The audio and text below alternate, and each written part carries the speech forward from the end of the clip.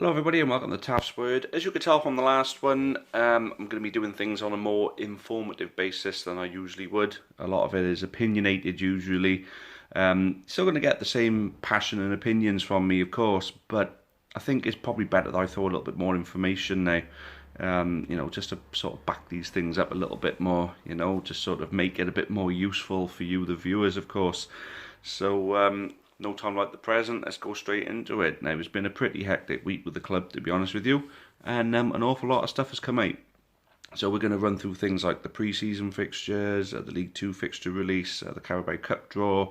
It's going to be a bit of a transfer update, update on a few other things around the club, a couple of rumours, and some good news stories as well. So to start off with, the pre-season fixtures were released, and again, as per usual, quite an underwhelming pre-season programme for us, unfortunately.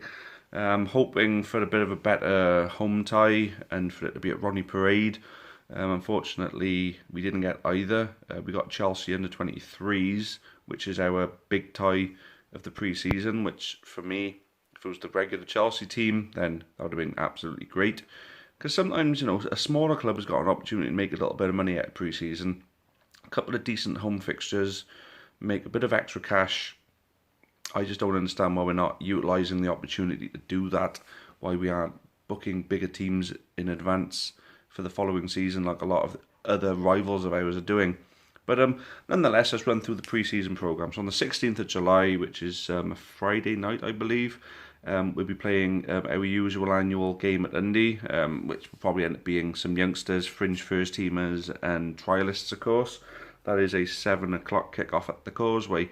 The day after, there's an evening Saturday match away at Shrewsbury. That was a bit of a baffling one, why we've gone away to a bigger club.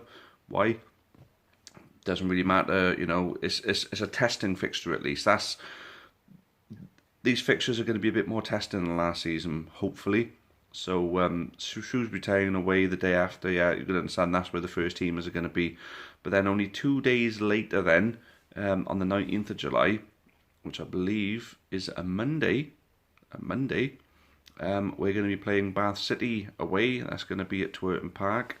7 o'clock kick-off again. So all of them are 7 o'clock kick-offs. That's another thing that struck me about it, is that it's a bit strange that, as you can see then on the 22nd of July, Weston-super-Mare at 7 p.m. and then on the 24th of July. So they're all a bit cramped really, aren't they? They're all within the same sort of week. So I don't get why they're all cramped up like that. Should be spread out over the course of a few weeks really. But end of the day, this is our pre-season schedule. It should bring up a good amount of match sharpness. So finally rounding it off, as I mentioned, 24th of July, Chelsea under 23s. Unfortunately, that is going to be at Spitty Park. So that's a bit of a shame that we couldn't get that into Rodney Parade. But at least if the pitch is going to be good for the new season, then happy days. So there you have it, guys. That is basically the pre-season in a nutshell there. Hopefully there may be some academy games that we can go to as well. Apparently Merthyr are playing an academy team. But talking about fixtures, let's go straight on to the release of the League 2 fixtures. So we start our campaign off, as you can see there, against Mansfield at home.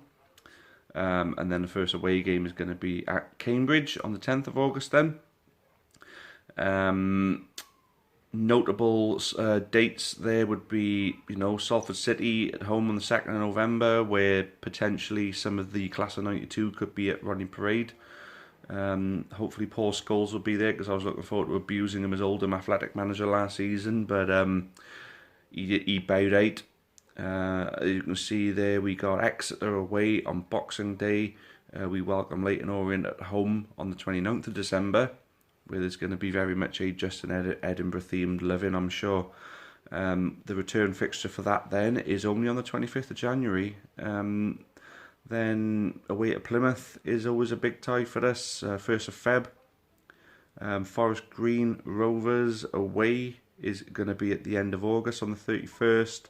And final game of the season is going to be Northampton at home. And the final away game of the season on the 18th of April is away to Port Vale.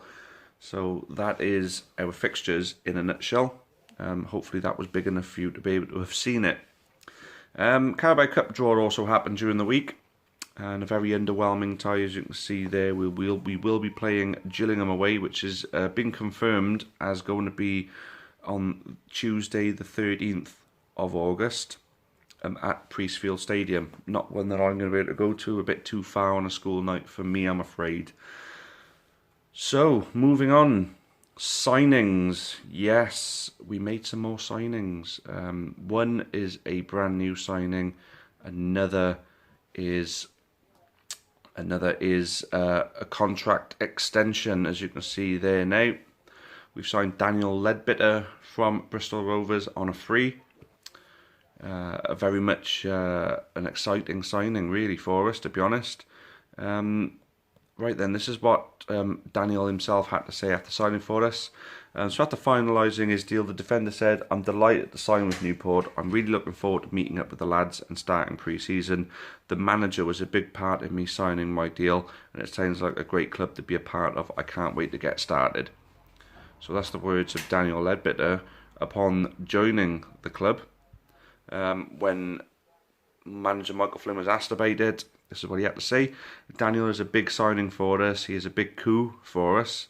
Dan is very fit and quick. We have beaten off competition for him, and I'm really looking forward to working with him this season." So, yeah, looking like a really good signing. But does that mean the end for Mickey Dimitriou? Potentially. That could be the final piece of the defensive puzzle that we've needed to fit in a case where Mickey Dimitriou may not be at the club next season. So I think we've pretty much filled everything defensively. One re-signing, which is really, really good news, is of course Matty Dolan, because a lot of our pre-season dealings were to do with defenders, and we've done nothing in the midfield or forward. It's been defenders and a goalkeeper. So now there's the first midfielder that we're retrieving for the season. There's one more left, Josh Labardi, which I'm still quite certain he is going to sign, but I think we're losing the others. So upon signing his new deal, Matt Dolan said, "I'm delighted to extend my stay at the club for another 2 years. I've enjoyed playing my football here and wanted to extend my contract as soon as I could. The squad are really looking forward to meeting again for pre-season." So that sounds very positive. And then upon capturing Dolan for another 2 years, this is what manager Mike Flynn had to say. "It's very good news. Matty is re-signed. He has always kept in touch with us and has made it clear that he wanted to stay, and that's vital for a club like ours. He has completely bought into the ethos." So there we go. Good news on the transfer front, of course. So, moving on from that then. So, well, first of all, anyway, you guys feel free to chip in with whatever you would like to say regarding all this sort of stuff. You know, obviously, any sort of thoughts in the comments below. You know, anything is appreciated. Glad I got some good feedback on the last video, mind. So thank you for that. The extra informative sort of stuff that I've managed to work out to utilise my editor to provide on producing the videos is obviously paying off because you guys are liking it. So, next up, there's been a lot of controversy around the opening and closing times of the club shop. Now, on one side of it, you got to look at it and think, well, it is being run by volunteers. We can't expect them to work for free for all the hours under the sun. On the other part of it, whilst the shop is closed, it's not making any money. So, is it worth employing 1 or 2 members of staff to man the shop so it's open for longer, thus increasing the sales? Would it be financially viable for us? Well, we don't know unless we try. And I think it could well be a risk worth taking, because I went to the shop pretty much seconds after 2 o'clock when it closed last Saturday, and there was 3 people looking through the window that could well have been looking inside the shop if it was still open. So here's a tweet by the club that came out today. "Don't forget, our Kingsway Centre club shop is open until 5 PM this evening. Obviously 2019-20 season tickets are on sale as well, and some brand new summer stock." So as much as that's all really good news, of course, we still, you know, we still wanted that last Saturday. We still wanted better clarification on it. As much as it says on the club site, it still says on a trial basis it is open until 5 on a Saturday. So it should have been open last week. I'm glad that it's open until 5 o'clock this week. Hopefully every Saturday will be open until 5 o'clock, and then Monday to Friday, of course, as well. So let's see if that can start happening. Now, I've mentioned that we're going to look at rumours in future, and there's one big one at the moment, and this, unfortunately, is very, very much a real sort of scenario, apparently. From some good sources, Joe Day could be on his way to Cardiff. Now, it's not something we would begrudge Joe Day. I mean, if you think about it, every other club that he's been linked with has gone and signed their goalkeeper. Joe Day he's yet to sign with us, he's yet to sign with anybody else. And Cardiff are yet to find a replacement for Etheridge, who apparently is on the way out to a Premier League club. Liverpool are the team that I'm hearing that he could be signing for, as Simon Mignolet will be leaving the club by the looks of it. So they're going to need another number 2. So there we have it. Joe Day could be on his way to Cardiff. It would make sense for him, of course, because he lives in Caldicot. So for him to sign for Cardiff would be the ideal situation. He would jump 2 divisions. He would be in a Premier League promotion race, potentially.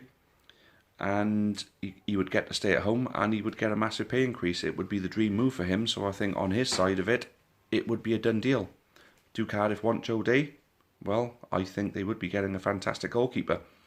Would he be good enough for Championship level? I believe he would be, as long as he could work. Well, I think his kicking got a lot better towards the end of last season, and his command of his area did. But I think you need to improve it a lot more to be able to sustain himself in a Championship club. So there we have it, Joe Day. I'd like to say that he's going to sign, and Nick Townsend's on the way out of the club, but the likelihood of that is very, very small, of course. Moving on then to the final part of it, some good news. It is an absolute delight of mine to announce that the halftime draw has released the profit made from last season, and it is a staggering £13,580. So over 13.5 grand in profit made by, on average, I'd say selling around about 800 to 1,000 tickets a game. Now, as much as cup runs will affect the total figure, because the more games you get, the more tickets you're going to sell over a season. But could you imagine now, everybody who buys 1 ticket bought 2 instead. Everybody who buys no tickets, you know, if half the people who buy no tickets bought 1, we would then start breaking the £20,000 profit barrier, basically. So as a final message, I'd say let's clear some more halftime draw tickets, because at the end of the day, the more we sell, the more money goes out to the eventual first place winner, and of course more money goes to the club. So yeah, fingers crossed that we can continue the good growth on that. It's gone from 12,000 last season, it was about 10,000 the season before, so we're definitely moving it in the right direction. So thank you all who bought tickets from us. Hopefully you continue to buy them, and of course those of you who haven't been buying them, hopefully that'll give you the incentive to buy more. Anyway, that's about it that we got for this one, guys. Thanks very much for watching, and until the next time, it's cheerio for now, and as always, up the county. Thanks very much. Many thanks for watching the latest content on the Amber Army channel. Please make sure you leave us a like, make sure you subscribe for more content, both for the neutral football fan and also plenty of Newport County. Even more Newport County content can be found on the club's iFollow channel on the link above. It is just £4.49 per month to subscribe to that service. And those of you feeling extra generous can also support us on Patreon on the link at the bottom there. That would be a monthly donation of your choice. Thank you again, make sure you've subscribed, and as always, up the county.